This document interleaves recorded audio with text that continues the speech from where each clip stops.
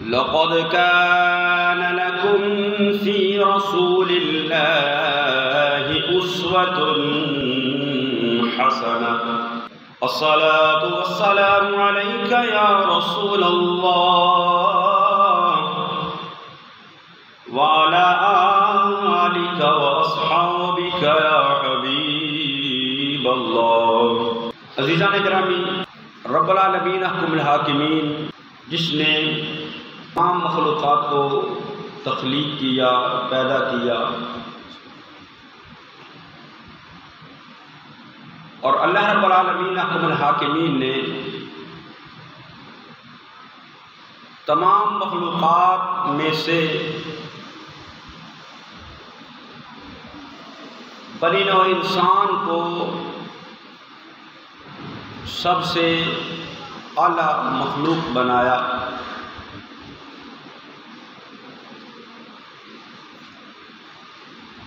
رب العالمین احکم الحاکمین نے اس کائنات کے اندر کوئی بھی چیز جو زمینوں کے اندر ہے، آسمانوں کے اندر ہے، کوئی بھی چیز ایسی نہیں جو اللہ نے بغیر مقصد کے پیدا کی ہو، فضول پیدا کی ہو، بلکہ اس کی تخلیق کردہ چھوٹی سے چھوٹی مخلوق بھی رب العالمین احکم الحاکمین کا اس کے اندر کوئی نہ کوئی مقصد پوشیدہ ضرور ہے۔ وہ رب العالمین ہے، وہ تمام کائنات کا خالق ہے۔ اس رب نے فرمایا هو الذی خلق لکم ما فی الارض جمیعا، کہ وہی ذات ہے جس نے جو کچھ زمینوں کے اندر ہے اس کو تخلیق کیا، اس کو پیدا کیا۔ اور دوسرے مقام پر فرمایا وما خلقنا السماء والارض وما بینہما باطلا، فرمایا جو کچھ بھی زمینوں کے اندر ہے، آسمانوں کے اندر ہے، فرمایا اللہ نے اس میں سے کوئی بھی چیز فضول پیدا نہیں کی، بے مقصد پیدا نہیں کی۔ کائنات کی ہر چیز جو رب العالمین احکم الحاکمین کی تخلیق کردہ ہے، ہر چیز جو ہے وہ اللہ رب العالمین احکم الحاکمین کی اپنی زبان کے اندر عبادت کرتی ہے، بندگی کرتی ہے، اس کی تسبیح کرتی ہے۔ خالق نے فرمایا یسبح للہ ما فی السماوات وما فی الارض، فرمایا جو کچھ بھی زمینوں کے اندر ہے، آسمانوں کے اندر ہے، یعنی تمام تر مخلوقات اس رب کی تسبیح کرتی ہیں، اس کی عبادت اور بندگی کرتی ہیں۔ عبادت کا مفہوم، اس کا معنی اور مطلب دیکھا جائے تو اس کا مطلب ہے بندگی کرنا، پرستش کرنا، عاجزانہ اطاعت کرنا اور برضائے رغبت اس کی فرما برداری کرنا، یعنی اللہ رب العالمین احکم الحاکمین کے ہر حکم کو ماننا، اس کے ہر حکم کے سامنے سر تسلیم خم کرنا، اس کے ہر حکم پر عمل پیرا ہونا، اس کی فرما برداری کرنا، اس کا نام ہے عبادت۔ تو خالق کائنات وحدہ لا شریک کی تمام تر مخلوقات اس کی تابعداری کرتی ہے، اس کی فرما برداری کرتی ہیں، اس کا حکم مانتی ہیں، اس کی مرضی کے مطابق، اس کے حکم کے مطابق اللہ کا امر اور حکم، اس کے بغیر کوئی چیز بھی نہیں ہے اس کائنات کے اندر۔ حتیٰ کہ درختوں کے پتے بھی اللہ کے حکم اور مرضی کے بغیر حرکت نہیں کرتے، یعنی کائنات کی ہر چیز اللہ کے حکم کے تابع ہے، اللہ کی مرضی کے تابع ہے۔ اور ان تمام مخلوقات میں جو سب سے اعلیٰ مخلوق ہے حضرت انسان. رب العالمین احکم الحاکمین نے اس انسان کی ہدایت کے لیے، رہنمائی کے لیے اور اس کا مقصد حیات اور عبادت کا مفہوم سمجھانے کے لیے 1,24,000 کم و بیش انبیاء و مرسلین اس دنیا کے اندر مبعوث کیے، جنہوں نے انسانوں کو ان کی تخلیق کا مقصد سمجھایا، ان کا مقصد حیات جو ہے وہ ان کے سامنے واضح کیا، اور ان کو اللہ کی عبادت اور بندگی کا مفہوم سمجھایا کہ کس انداز سے اللہ کی عبادت اور بندگی کی جائے. کیونکہ تمام تر مخلوقات وہ اس رب العالمین احکم الحاکمین کی حمد کرتی ہیں، اس کی تسبیح کرتی ہیں، لیکن انسان کے لیے ایک طریقہ ہے، انسان کی عبادت کا ایک الگ انداز ہے، انسان کی بندگی کا ایک الگ مفہوم ہے. اس انداز، اس مفہوم، اس طریقے کو سمجھانے کے لیے رب العالمین احکم الحاکمین نے 1,24,000 کم و بیش انبیاء و مرسلین اس دنیا کے اندر مبعوث کیے،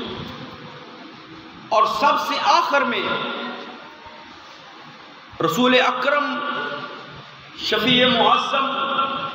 صلی اللہ تعالی علیہ وآلہ وسلم کو اس دنیا کے اندر مبعوث فرمایا. اور آقا دو جہاں صلی اللہ تعالی علیہ وآلہ وسلم کو جو اللہ نے دین عطا کیا، اس دین کو اللہ نے مکمل کر دیا. یہ دین اسلام ایک مکمل دین ہے، ایک کامل دین ہے، ایک مکمل ضابطۂ حیات ہے. خالق نے فرمایا الیوم اکملت لکم دینکم واتممت علیکم نعمتی ورضیت لکم الاسلام دینا. پہلے انبیاء کرام اس دنیا کے اندر آتے رہے، لوگوں کو اللہ کی طرف بلاتے رہے، لوگوں کے سامنے اللہ کی عبادت کا مفہوم، طریقہ اور انداز رکھتے رہے. لیکن مصطفیٰ کریم صلی اللہ تعالی علیہ وآلہ وسلم کی ذات گرامی اور یہ دین اسلام ایک مکمل نظام حیات ہے، ایک مکمل ضابطہ حیات ہے. کیونکہ مصطفیٰ کریم صلی اللہ تعالی علیہ وآلہ وسلم کی زندگی کے اندر شعبۂ زندگی جتنے بھی ہیں ان سب سے تعلق رکھنے والوں کے لیے مصطفیٰ کریم صلی اللہ علیہ وسلم کی زندگی کے اندر نمونہ موجود ہے، ضابطہ موجود ہے. ذات مصطفیٰ صلی اللہ تعالی علیہ وآلہ وسلم ایک ایسی جامع ذات ہے کہ زندگی کے کسی بھی شعبے کے ساتھ تعلق رکھنے والا انسان اگر اپنے اس شعبے کے اندر نمونہ چاہتا ہے کہ میں کس طرح اپنی زندگی کو گزاروں، کس طرح اپنے شعبے کے ساتھ میں کام کروں، کس انداز کے ساتھ میں اس کو سر انجام دے سکتا ہوں، تو ذات مصطفیٰ صلی اللہ تعالی علیہ وآلہ وسلم کے اندر اس کو نمونہ ملے گا. تو آقا دو جہاں صلی اللہ تعالی علیہ وآلہ وسلم کی زندگی ہمارے لیے بہترین نمونہ ہے. خالق نے فرمایا لقد کان لکم فی رسول اللہ اسوۃ حسنہ. فرمایا مصطفیٰ کریم صلی اللہ تعالی علیہ وآلہ وسلم کی ذات کے اندر تمہارے لیے ایک بہترین نمونہ ہے. اور وہ نمونہ کن کے لیے ہے؟ فرمایا لمن کان یرجو اللہ ورسولہ والیوم الآخر وذکر اللہ کثیرا، جو اللہ پر ایمان رکھنے والا ہے، رسول اللہ صلی اللہ تعالیٰ علیہ وآلہ وسلم پر ایمان رکھنے والا ہے، آخرت کے دن پر ایمان رکھنے والا ہے. کیونکہ جو نبی کریم صلی اللہ تعالیٰ علیہ وآلہ وسلم کو مانتا نہیں، کلمہ نہیں پڑھتا، اللہ کو نہیں مانتا، رسول اللہ صلی اللہ علیہ وسلم کو نہیں مانتا، آخرت کے دن کو نہیں مانتا، اس کے لیے تو جب وہ حساب و کتاب کو نہیں مانتا، آخرت کو نہیں مانتا، اس کے لیے پھر وہ جس طرح کی مرضی زندگی بسر کرے. لیکن جو اللہ کو ماننے والا ہے، رسول اللہ صلی اللہ تعالیٰ علیہ وآلہ وسلم پر ایمان رکھنے والا ہے، جو آخرت کے دن پر ایمان رکھنے والا ہے، جس کا یہ ایمان ہے، یہ عقیدہ ہے کہ جب یہ زندگی ختم ہوگی، جس دن میں اللہ کی بارگاہ میں پیش ہوں گا، جس دن میں اپنے رب کے سامنے حاضر ہوں گا، اس وقت مجھے میرے زندگی کے تمام اعمال کا حساب و کتاب دینا پڑے گا. تو جب اس کا ایمان یہ مضبوط ہوگا، اس کا یہ عقیدہ مضبوط ہوگا، اس کا یہ یقین کامل ہوگا کہ میں اپنے رب کے سامنے اپنے ہر عمل کے لیے جواب دہ ہوں، تو پھر وہ زندگی اس ڈھب سے گزارے گا، اس انداز سے گزارے گا، اس طریقے سے گزارے گا کہ کل بروز قیامت اس کو شرمندگی کا سامنا نہ کرنا پڑے. تو خالق کائنات وحدہ لا شریک نے فرمایا اگر تم اس بات پر یقین رکھتے ہو کہ کل قیامت والے دن اللہ کے سامنے میں اپنے ہر عمل کا جواب دے ہوں، تو پھر آج زندگی اس طرح گزارو جس طرح میں پسند کرتا ہوں. اور جس طرح کی زندگی میں پسند کرتا ہوں وہ زندگی کیا ہے؟ وہ رسول اللہ صلی اللہ تعالیٰ علیہ وآلہ وسلم کی زندگی. آقا دو جہاں صلی اللہ تعالیٰ علیہ وآلہ وسلم کی زندگی کو سامنے رکھو، نبی کریم صلی اللہ تعالیٰ علیہ وآلہ وسلم کے اسوہ حسنہ کو سامنے رکھو. جس طرح کی زندگی میرے محبوب کریم صلی اللہ تعالیٰ علیہ وآلہ وسلم نے بسر کی ہے، ایسی زندگی بسر کرو گے کل قیامت والے دن تمہیں شرمندگی نہیں اٹھانی پڑے. کیونکہ ذات مصطفیٰ صلی اللہ تعالیٰ علیہ وآلہ وسلم، خالق نے فرمایا اِنَّكَ لَعَلَىٰ خُلُقٍ عَظِيمٍ، فرمایا نبی کریم صلی اللہ تعالیٰ علیہ وآلہ وسلم کے اخلاق اعلیٰ ہیں، عظیم ہیں، آپ خلق عظیم کے مالک ہیں. اور خود مصطفیٰ کریم صلی اللہ تعالیٰ علیہ وآلہ وسلم نے فرمایا بُعِثْتُ لِأُتَمِّمَ حُسْنِ الْأَخْلَاقِ، اور دوسرے مقام پر فرمایا بُعِثْتُ لِأُتَمِّمَ مَكَارِمَ الْأَخْلَاقِ، فرمایا اللہ نے مجھے بھیجا ہی اس لیے ہے کہ میں جو اعلیٰ اخلاق ہیں ان کی تکمیل کر دوں، جو حسن اخلاق ہے ان کی تکمیل کر دوں، اللہ نے مجھے بھیجا اس لیے. تو ذات مصطفیٰ صلی اللہ تعالیٰ علیہ وآلہ وسلم ایک کامل ذات ہے، مکمل ذات ہے، اکمل ذات ہے، اور ہمارے لیے آپ کی زندگی ایک بہترین نمونہ ہے. تو جب ذات مصطفیٰ صلی اللہ تعالیٰ علیہ وآلہ وسلم کو سامنے رکھ کر ہم زندگی بسر کریں گے، جو مصطفیٰ کریم صلی اللہ تعالیٰ علیہ وآلہ وسلم کی تعلیمات ہیں ان کے مطابق زندگی بسر کریں گے، تو پھر یہ گزری ہوئی ہماری زندگی رب العالمین احکم الحاکمین کی بارگاہ کے اندر یہ پسندیدہ زندگی ہوگی، کیونکہ اس کے محبوب کی طرز زندگی کے مطابق ہم نے زندگی بسر کی. اگر آقا کریم صلی اللہ تعالیٰ علیہ وآلہ وسلم کی سیرت طیبہ کا مطالعہ کیا جائے، سیرت طیبہ کے مختلف پہلوؤں کو دیکھا جائے، تو ان میں سے ایک سب سے بڑا پہلو ہے، وہ ہے صدق و صداقت، سچائی. یہ آپ کی زندگی کا ایک روشن ترین اور درخشاں ترین پہلو ہے، خوبصورت ترین پہلو ہے. سچائی، صداقت اور ذات مصطفیٰ صلی اللہ تعالیٰ علیہ وآلہ وسلم کے اندر صدق و صداقت اتنی کامل تھی کہ جب نبی کریم صلی اللہ تعالیٰ علیہ وآلہ وسلم پر پہلی وحی کا نزول ہوا، جب پہلی وحی کا نزول ہوتا ہے تو نبی کریم صلی اللہ تعالیٰ علیہ وآلہ وسلم غار حرا سے اپنے گھر کی طرف روانہ ہوتے ہیں، اور ام المؤمنین سیدہ خدیجہ الکبریٰ رضی اللہ تعالی عنہا آپ فرماتے ہیں دثرونی، مجھے چادر اڑا دو۔ حضرت خدیجہ الکبریٰ نے پوچھا کہ اے میرے سرتاج کیا معاملہ ہے؟ تو نبی کریم صلی اللہ تعالی علیہ وآلہ وسلم نے وہ غار کا واقعہ بیان کیا کہ کس طرح اللہ کا پیغام لے کر جبریل میرے پاس آئے ہیں۔ تو ام المومنین حضرت خدیجہ الکبریٰ مصطفیٰ کریم صلی اللہ تعالی علیہ وآلہ وسلم کی رفیقہ حیات، نبی کریم صلی اللہ تعالی علیہ وآلہ وسلم کی زندگی کی ساتھی،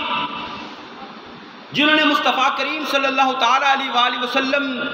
کے ساتھ 15 سال گزارے، کیونکہ نبی کریم صلی اللہ تعالی علیہ وآلہ وسلم کا جب حضرت خدیجہ الکبریٰ کے ساتھ نکاح ہوا اس وقت آپ کی عمر مبارک 25 سال تھی، اور نزول وحی 40 سال کی عمر کے اندر، تو 15 سال کی زندگی حضرت خدیجہ الکبریٰ کے ساتھ بسر ہوتی ہے،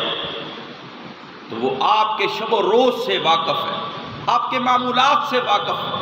آپ کی طرز زندگی سے واقف ہے، آپ کے ہر انداز سے واقف ہے۔ تو جب آقا نے فرمایا دثرونی، مجھے چادر اوڑھا دو، پوچھا کیا معاملہ؟ نبی کریم صلی اللہ تعالی علیہ وآلہ وسلم نے بیان فرمایا، تو ام المؤمنین خدیجہ الکبریٰ نے فرمایا کہ اے میرے سرتاج، اللہ رب العالمین احکم الحاکمین آپ کو کبھی تنہا نہیں چھوڑے گا، وہ رب العالمین احکم الحاکمین آپ کو کبھی ضائع نہیں کرے گا، آپ غم نہ کریں۔ اور آگے مصطفیٰ کریم صلی اللہ تعالی علیہ وآلہ وسلم کے اوصاف کو بیان کیا کہ آپ ہمیشہ اپنے اقربا کے ساتھ حسن سلوک کرتے ہیں، آپ ہمیشہ سچ بولتے ہیں، آپ یتیموں مسکینوں کا خیال کرتے ہیں، آپ مہمان نوازی کرتے ہیں، محتاجوں کی مدد کرتے ہیں۔ یعنی مصطفیٰ کریم صلی اللہ تعالی علیہ وآلہ وسلم کی حیات طیبہ کے ان اوصاف کو بیان کیا جن کا انہوں نے مشاہدہ کیا، تو ان میں سے ایک وصف کیا تھا کہ آپ ہمیشہ سچ بولتے ہیں، سچائی صداقت آپ کی زندگی کا ایک بہترین اور روشن پہلو تھا، اور اتنی صداقت اتنی سچائی کہ نبی کریم صلی اللہ تعالی علیہ وآلہ وسلم کے دشمن وہ مشرکین مکہ، وہ بھی آپ کو صادق اور امین کے لقب سے پکارتے تھے۔ ابو جہل جب نبی کریم صلی اللہ تعالی علیہ وآلہ وسلم نے اس کے سامنے اللہ کا پیغام رکھا، اس خدائے وحدہ لا شریک کی عبادت اور بندگی کا حکم دیا، اللہ کا پیغام اس کے سامنے رکھا، دین اسلام کی تبلیغ کی، تو وہ ابو جہل جو سب سے بڑا دشمن تھا مصطفیٰ کریم صلی اللہ علیہ وسلم کا، اس کی زبان سے بھی لفظ کیا نکلتے ہیں؟ وہ کہتا ہے اے محمد صلی اللہ تعالی علیہ وآلہ وسلم،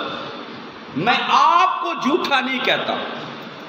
لیکن جو باتیں آپ کرتے ہیں، جو لے کر آپ آئے ہیں، میں اس کو ماننے کو تیار ہوں۔ یعنی نبی کریم صلی اللہ تعالی علیہ وآلہ وسلم کی صداقت پر، سچائی پر اس نے بھی حرف نہیں اٹھایا۔ غزوہ بدر ہوا، غزوہ بدر کے بعد ایک شخص ابو جہل سے ملتا ہے اور نبی کریم صلی اللہ تعالی علیہ وآلہ وسلم کے بارے میں سوال کرتا ہے، پوچھتا ہے کہ ابو الحکم کیونکہ ابو جہل کا نام جو ہے وہ ابو الحکم تھا، حکمت کا باپ، لیکن اس کی حکمت ساری دھری کی دھری رہ گئی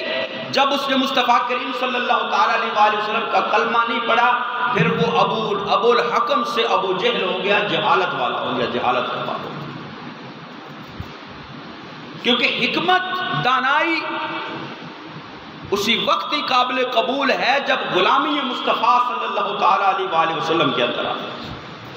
دنیا کے جتنے بھی پڑھے لکھے انسان ہیں، یورپ کے اندر، مغرب کے اندر، بڑے بڑے سائنٹسٹ، بڑے بڑے سائنسدان، بڑے بڑے انجینئر، لیکن جو مصطفیٰ کریم صلی اللہ تعالیٰ علیہ وآلہ وسلم کا کلمہ پڑھنے والے نہیں ہیں، وہ پڑھے لکھے نہیں ہیں، وہ جاہل ترین انسان ہیں، کیونکہ انہوں نے مصطفیٰ کریم صلی اللہ علیہ وسلم کے پیغام کو نہیں مانا۔ تو وہ ابو جہل جس کو ابو الحکم کہا جاتا تھا، حکمت کا باپ، دانائی والا، لیکن کلمہ نہیں پڑھا تو وہ ابو الحکم نہیں رہا، ابو جہل بن گیا، جہالت والا بن گیا۔ تو اس سے سوال کیا گیا، اس سے پوچھا گیا کہ بتاؤ محمد صلی اللہ تعالی علیہ وآلہ وسلم سچے ہیں یا جھوٹے؟ یہ دشمن سے سوال کیا جا رہا ہے، یہ دشمن سے پوچھا جا رہا ہے، اور دشمن بھی کوئی معمولی دشمن نہیں، سب سے بڑا دشمن ہے۔ اس سے سوال کیا جا رہا ہے، اس سے پوچھا جا رہا ہے۔ ابن شریق سخفی سوال کر رہے اسے کہ بتاؤ محمد صلی اللہ تعالیٰ علیہ وآلہ وسلم سچے ہیں یا جھوٹے؟ تو ابو جہل کہتا ہے کہ محمد صلی اللہ تعالیٰ علیہ وآلہ وسلم سچے ہیں، انہوں نے کبھی زندگی کے اندر جھوٹ نہیں بولا۔ تو یہ ذات مصطفیٰ صلی اللہ تعالیٰ علیہ وآلہ وسلم اور سیرت مصطفیٰ صلی اللہ تعالیٰ علیہ وآلہ وسلم کا ایک درخشاں پہلو ہے، ایک روشن ترین پہلو ہے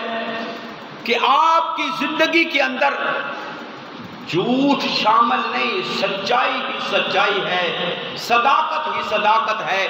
اور ایسی صداقت ہے جس کا اعتراف دشمن بھی کرتے ہیں، جس کا اعتراف دشمن بھی کرتے ہیں۔ تو اب اگر کوئی نبی کریم صلی اللہ تعالیٰ علیہ وآلہ وسلم کا غلام، آقا دو جہاں صلی اللہ تعالیٰ علیہ وآلہ وسلم کا کلمہ پڑھنے والا اپنی زندگی کو خوبصورت بنانا چاہتا ہے تو لَقَدْ كَانَ لَكُمْ فِي رَسُولِ اللَّهِ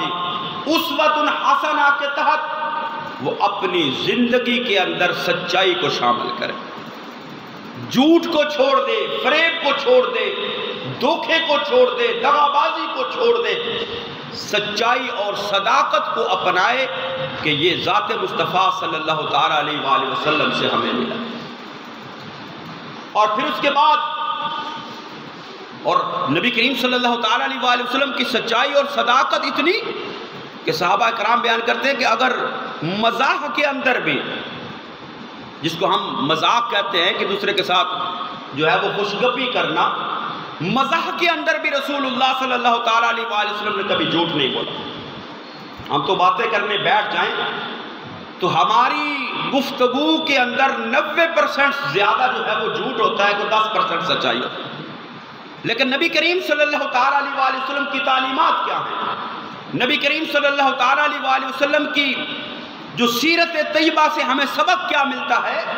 صحابہ بیان کرتے ہیں کہ آپ نے کبھی مزاح کے اندر بھی جھوٹ نہیں بولا۔ ایک بوڑھی عورت نبی کریم صلی اللہ تعالیٰ علیہ وآلہ وسلم کی بارگاہ کے اندر حاضر ہوئی، عرض کیا یا رسول اللہ صلی اللہ تعالیٰ علیہ وآلہ وسلم کیا میں جنت کے اندر جاؤں گی؟ نبی کریم صلی اللہ علیہ وسلم نے ارشاد فرمایا بوڑھی عورتیں جنت کے اندر نہیں جائیں گی۔ وہ رونے لگی تو آقا دو جہاں صلی اللہ تعالیٰ علیہ وآلہ وسلم نے فرمایا اس کو بلاؤ،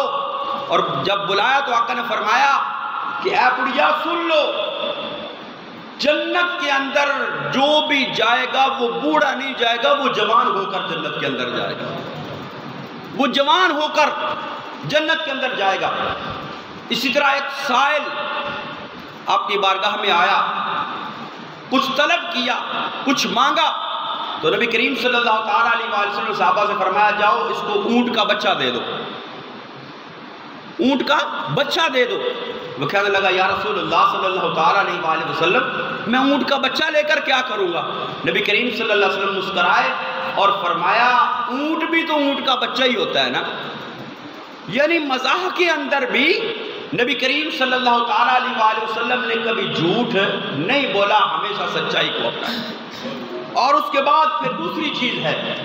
جو نبی کریم صلی اللہ تعالیٰ علیہ وسلم کی سیرت طیبہ سے ہمیں ملتی ہے، وہ ہے جود و سخاوت. آقا دو جہاں صلی اللہ تعالیٰ علیہ وسلم کی سیرت طیبہ پوری ظاہری حیات مبارکہ کو دیکھا جائے، آقا دو جہاں صلی اللہ تعالیٰ علیہ وسلم کے دروازے پر جو بھی سوالی آیا ہے، جو بھی کچھ مانگنے آیا ہے، نبی کریم صلی اللہ تعالیٰ علیہ وسلم نے کبھی اس کو نہیں فرمایا، کبھی اس کو خالی ہاتھ واپس نہیں بھیجا، اس کے سوال کو کبھی رد نہیں کیا. حضرت عبداللہ ابن عباس بیان کرتے ہیں کہ نبی کریم صلی اللہ تعالیٰ علیہ وسلم تمام لوگوں سے بڑھ کر سخی تھے، تمام لوگوں سے بڑھ کر سخی تھے. اور آقا دو جہاں صلی اللہ تعالیٰ علیہ وسلم نے ہمیں بھی یہ تعلیم ارشاد فرمائی کہ اگر کوئی تمہارے دروازے پر مانگنے کے لیے آ جاتا ہے، کوئی تمہارے دروازے پر سوال کرنے والا آ جاتا ہے، تو فرمایا اس کو خالی ہاتھ مت لوٹاؤ، فرمایا اس کو کچھ نہ کچھ عطا کرو، کچھ نہ کچھ دے کر بھیجو. کیونکہ تم یہ اگر سمجھو کہ مال میں سے میں اس کو کچھ دے دوں گا میرا مال کم ہو جائے گا، تو آقا نے فرمایا ما نقص مال عبد من صدقۃ، فرمایا صدقہ کرنے سے کسی کا مال کم نہیں ہوتا بلکہ اللہ اس میں برکت عطا فرماتا اور اضافہ فرما دیتا. حضرت ابو سعید خدری بیان کرتے ہیں کہ نبی کریم صلی اللہ تعالیٰ علیہ وسلم کی بارگاہ میں انصار کا ایک وفد آیا اور آ کر سوال کیا نبی کریم صلی اللہ تعالیٰ علیہ وسلم سے. آپ نے ان کو عطا فرمایا، پھر سوال کیا آپ نے پھر عطا فرمایا، پھر سوال کیا پھر عطا فرمایا.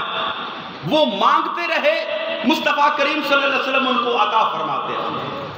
حتیٰ کہ جو رقم پاس تھی وہ ساری کی ساری ختم ہو گئی. تو آقا دو جہاں صلی اللہ تعالیٰ علیہ وسلم نے اب ان کو یہ نہیں فرمایا کہ میرے پاس جو کچھ تھا وہ تو میں نے تمہیں دے دیا، اب چلے جاؤ یہاں سے، بلکہ آقا کریم صلی اللہ تعالیٰ علیہ وسلم نے فرمایا اطمینان رکھو،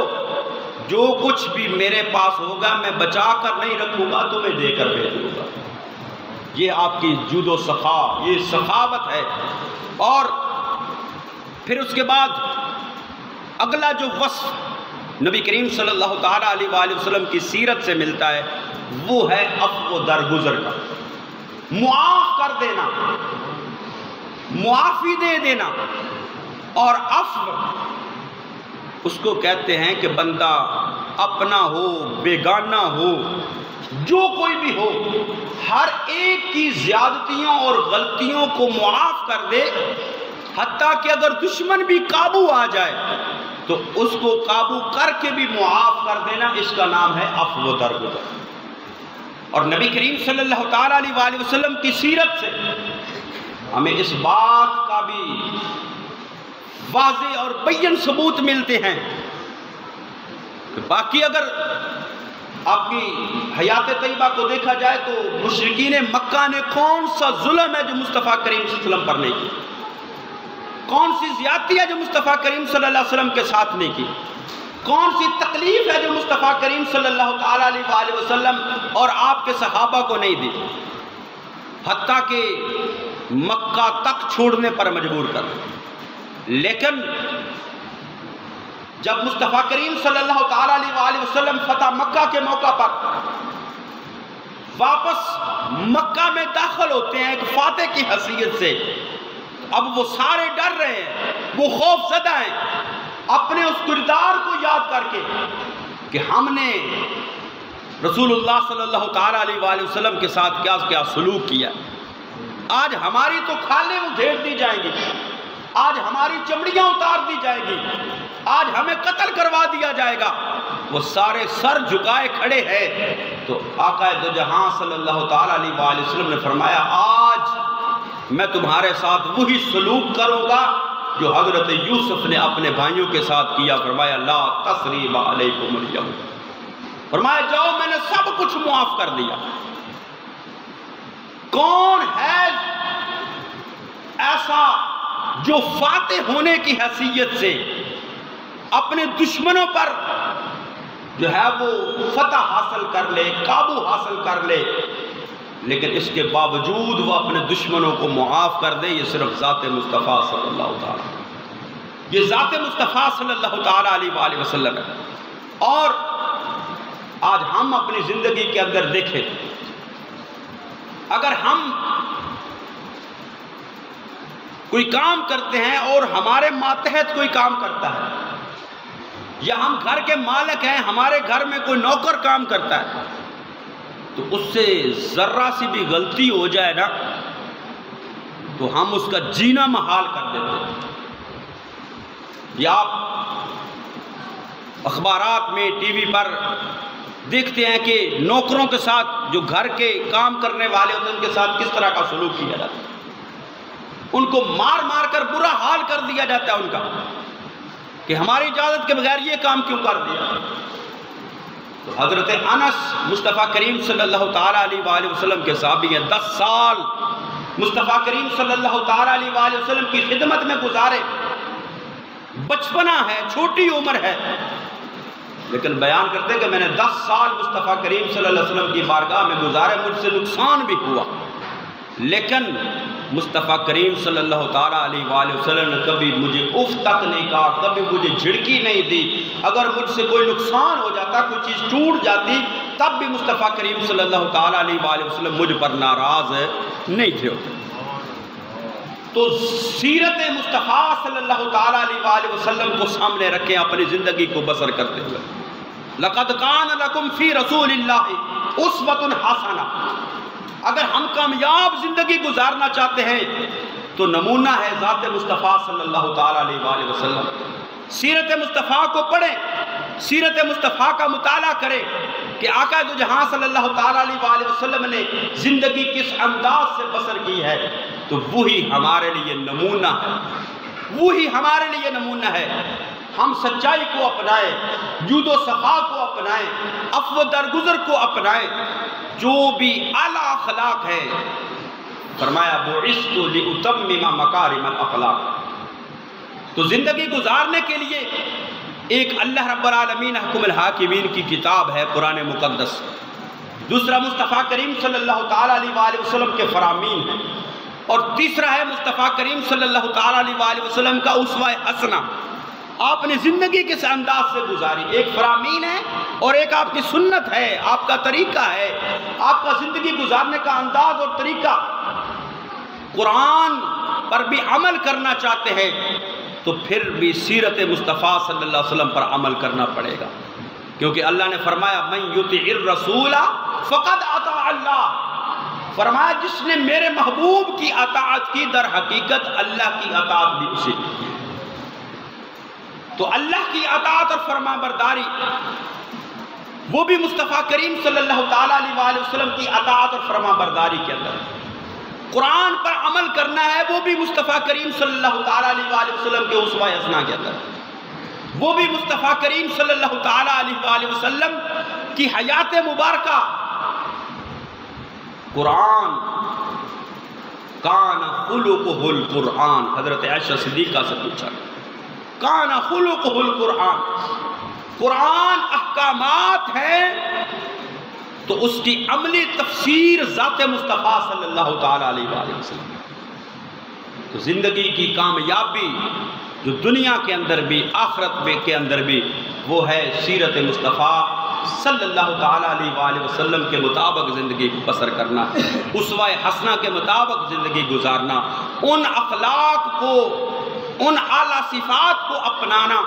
جن کو مصطفیٰ کریم صلی اللہ تعالیٰ علیہ وآلہ وسلم نے ہمارے سامنے بطور نمونہ پیش کیا اور جن کا حکم دیا اس کے مطابق زندگی بسر کریں گے، یہ دنیا کی زندگی بھی خوبصورت ہوگی اور اگلے جہان کی زندگی بھی خوبصورت ہوگی۔ اللہ رب العالمین حکم الحاکمین ہمیں عمل کی توفیق نصیب فرمائے، آمین۔